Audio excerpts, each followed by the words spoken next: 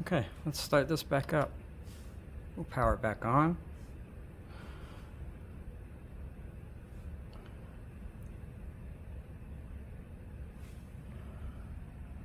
Device needs to be powered on to log back in, so wait till it's booted up all the way.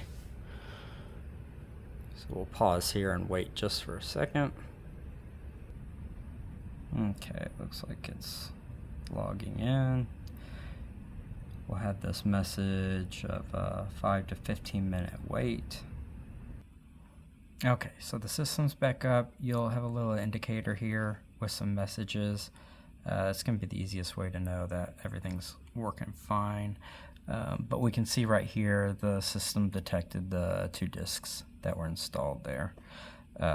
So from there, basically, oops, sorry about that. There's some first-time steps right here, must-dos that need to be completed. You'll want to just go through that and create a volume out of those disks and go through that process next.